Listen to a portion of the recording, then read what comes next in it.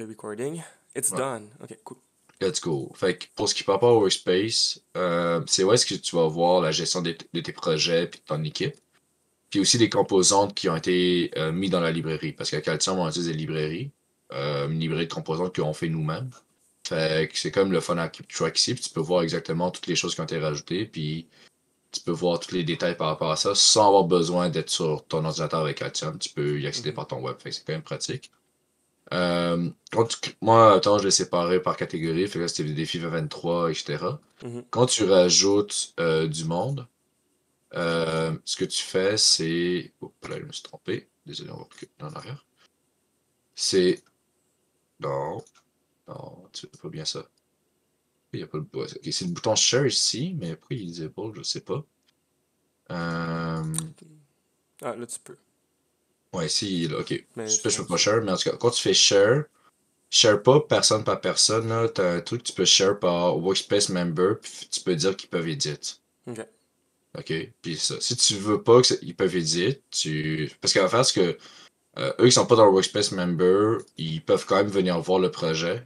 Fait Mhm. qu'ils ils pourront pas éditer, mais c'est pas mal ça. Ok. Fait que tu peux dire que tous les Workspace Member peuvent éditer, puis s'ils peuvent éditer, ben ils vont pouvoir y accéder, puis dans Altium, puis Mhm. le Parfait. télécharger. Sinon, c'est pas mal ça. Sinon, ce qui est nice, c'est que tu peux genre tout voir les boards finalisés ici.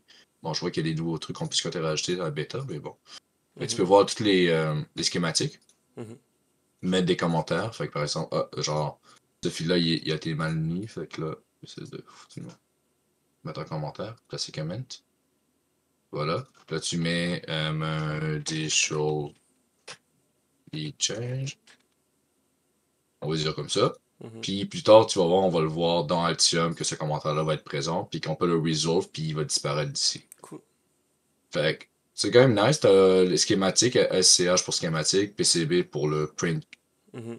copper board, j'imagine. Ou cable board. Mais bon.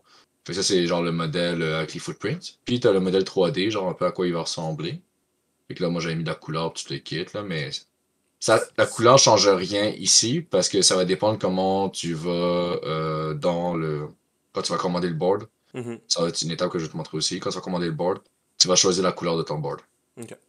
Puis il y en a qui ont des customisations full. Je pense qu'il y en a qui tu pourrais leur envoyer genre les détails, puis ils vont le prendre en compte, ils vont te le faire exactement. Mais la majorité, c'est genre tu choisis une couleur, puis après ça, les traces, ils vont le faire d'une autre couleur, genre. Mais Mhm. t'as pas trop le choix. C'est bon. Euh, mais ouais. Puis t'as le BOM, ça c'est. Je me rappelle jamais que c'est comment. C'est quoi le terme là, mais c'est mais les parts au final. C'est comme ta facture un peu de pièces Ok. pour ce board-là. Fait que t'as comme besoin d'un header un par deux, t'as besoin d'un PSM, nanana, t'as besoin de ça, ça et ça, avec les telles quantités.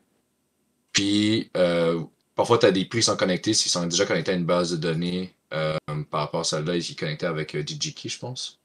Ok. Euh, on peut le voir ici, là. Fait que ça, c'est Port Shows, c'est utilisé ici.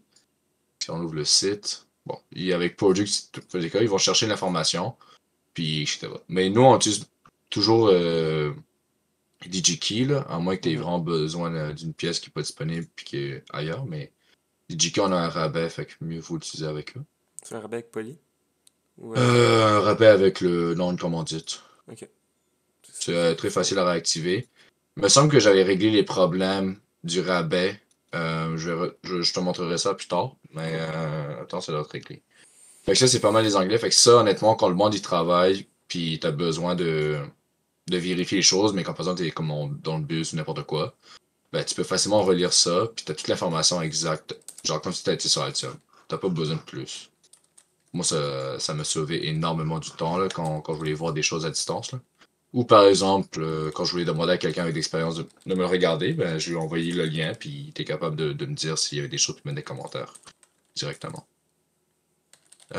Fait que c'est pas mal ça. Sinon, le reste, c'est correct. Là, le reste, les colonnes, tu vas les comprendre à faire à mesure. Mais c'est pas super important pour le moment. Fait que c'est pas mal ça pour ce qui est du workspace. Tu peux gérer les membres du workspace ici. Il y a un autre truc super nice, c'est tu peux connecter le MCAD de SolidWorks avec le Altium. Mhm. Puis peut-être le workspace, mais ça, je l'avais pas fait. Mais ça, je te montrerai comment sur Altium connecter ça avec C'est SolidWorks. T'auras besoin de quelqu'un de SolidWorks pour vraiment faire le test, là, mais ça peut être pratique. Genre, ils te font par exemple, ça c'est la taille du PCB.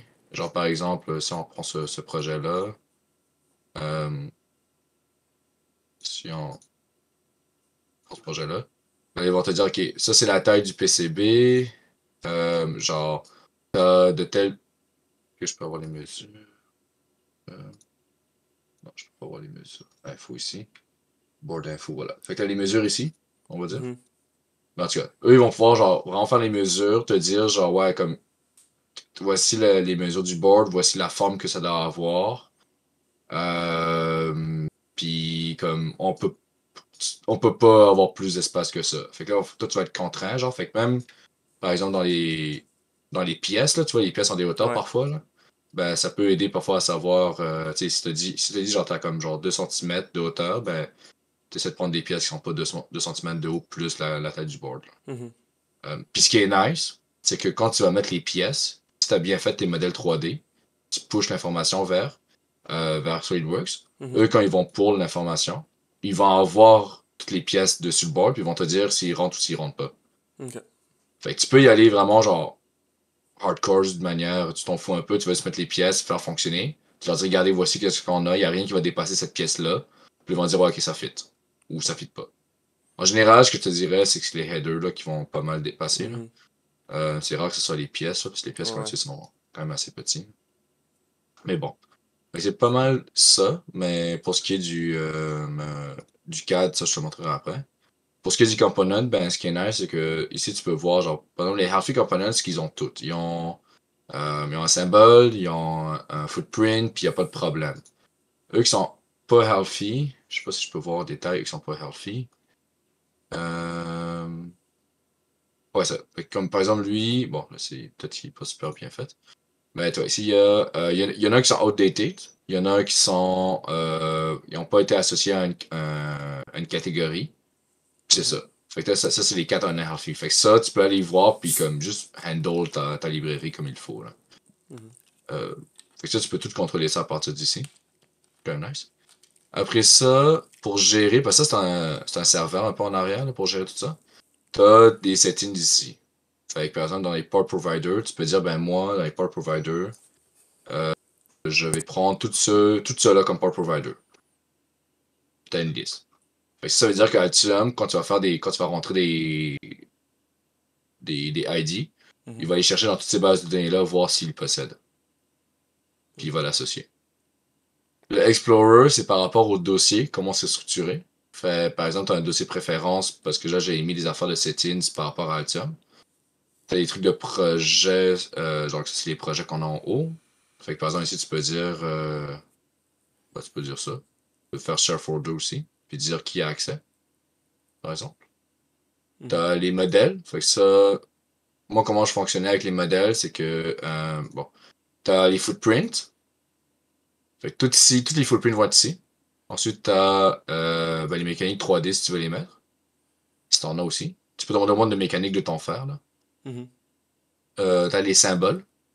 Je vais expliquer plus tard c'est quoi exactement un symbole puis un footprint, là, pour la vidéo, mais bon. Est-ce que je peux voir un exemple? Ok, bon. Est-ce que je peux voir un exemple au pire? Ouais, bon. Un symbole. Est-ce que je peux voir en preview? Voilà. Ok. Un symbole, c'est genre ça, là. Au niveau du schématique, là, c'est juste 2D. Ben, footprint et symbole, c'est 2D. Sauf que le symbole, c'est au niveau genre design et conception. Fait que tu dis, ouais, ça, c'est les pins que ça va avoir. Ça, c'est les entrées et les sorties. C'est vrai que c'est petit, mais je peux pas faire grand-chose, malheureusement. Mais bon. Ouais. C'est correct. Euh, fait que, en tout cas, tu peux avoir. Attends, un petit peu, je pense que là, je l'ai ouvert. Ouais, voilà. Cool. Fait que tu peux dire, genre, ça, c'est les pins, genre, fait que ça, c'est les pins que ça va avoir. Ça peut ne pas être dans le même ordre, ok? Genre, Mhm. c'est vraiment théorique, là. C'est rien, rien, rien de pratique. Tu dis juste que, ben, ces pins-là qui font ça, voici la description, c'est en entrée, en sortie, ça va être placé de même. Bon, c'est parfait. Fait que ça, c'est un symbole. Puis là, t'as les footprints, que ça, en fait, c'est vraiment plus au niveau réaliste, comme, fait que, par exemple, ça. Fait que là, ça, c'est réellement à quoi la pièce va ressembler au niveau 2D. Mhm. Fait que genre, t'as les pins qui sont dans cet ordre-là avec les numéros. Mhm. Fait que le rouge, en général, c'est les plaques métalliques où est-ce que ça va être soudé. Le mauve, c'est le niveau mécanique. Fait que c'est quoi la taille de la pièce, etc. Puis le jaune, ils appellent ça du silk, je pense. C'est comme des traces sur le board pour expliquer où est-ce que ça va être. Le vert aussi, c'est mécanique, mais bon, là, je suis pas assez un expert pour bien tout comprendre ça, là. Mais ouais, fait que ça, c'est quand tu les fais, tu ouvres le datasheet, là. Bon, dans les deux cas, symbole ou ça, tu ouvres le datasheet, mais le symbole, tu peux le modifier sans faire aucun impact. Mais le footprint, il faut il soit tel quel. T'as pas le choix. Sinon, quand tu vas imprimer le board, puis tu vas avoir les pièces, tu vas mettre la pièce sur le board. Puis si t'as pas bien fait le footprint, elle va pas rentrer. Ok. Fait que c'est la partie la plus chiante parce que c'est celle qui stresse le plus. Mais bon. C'est ça. Fait que nous, qu'est-ce qu'on faisait, c'est t'as les footprints, t'as les symboles, t'as les affaires mécaniques 3D, puis t'as les components. Là, les components, ça, c'est une combinaison des footprints, des symboles et des mécaniques 3D. Fait que, par exemple, si on va dans ça, on va extendre un peu, on peut aller prendre dans les interfaces. Et par exemple, ça, c'est une composante qui possède un symbole, puis là, il ne montre pas le footprint. Euh, Bon, non, il montre pas le footprint, parce qu'il devrait avoir un footprint associé à ça. Je vais voir si c'est peut-être un autre comme les capaciteurs. Ah, ok, voilà. Fait que t'as le symbole ici, à droite, puis t'as le footprint à gauche. Mhm. Fait que ça, puis t'as des détails, genre par exemple sa capacitance, etc. Fait que ça en général, là, ça a l'air d'être chiant à mettre à la main, mais vu ils ont des bases de données, tout se met automatiquement. Cool. Fait que t'as pas besoin de remettre ça par toi-même. Si ça te le demande, honnêtement, au pire, fais-le pas, mais sinon, tu prendras le temps de le faire. Ouais. C'est pas la fin du monde. Comme disons, deux semaines avant la commande du PCB, on s'en fout, là, mais durant l'été, c'est le fun de comme juste revérifier toutes les affaires. Là. Mhm. C'est bon. Fait que ça, c'est genre un peu comment tu peux vérifier tout ça à partir d'ici. T'as des settings un peu, mais par exemple ça, tu le quittes, mais bon, c'est pas la fin du monde honnêtement. Là, tu pourras explorer. C'est quelque chose d'intéressant. Ouais. Ça, c'est le nom du workspace. Ça, c'est le lien du serveur. Les projets. Ouais, fait que là, c'est comme justement genre. Tous les workspace members peuvent write. Si tu veux pas qu'ils write, t'enlèves ça. Moi, j'avais mis je m'en fous un peu. Fait que c'est bien correct. Email notifications, etc. Les components, data cleanup. Ça, fais attention. Ouais. Fait que c'est pas mal ça. Trash, on va pas y cliquer Mhm. dessus. Ben ça, c'est en général les composants qui ont été jetés. Là. Ouais, ouais. Fait que tous ceux qui ont été vidés, tu peux aller les récupérer ici. Là. Mhm. Fait que ça, c'est pas mal ça. Il y a une des vidéos intéressantes. Mais bon, c'est pour du tutoriel. Là, on s'en fout un peu pour nous en ce moment. Cool. Ben, tu peux les regarder dans ton temps Ouais. libre. Mais c'est pas mal ça pour la deuxième vidéo. Thanks, guys. Yeah, don't forget to like and subscribe.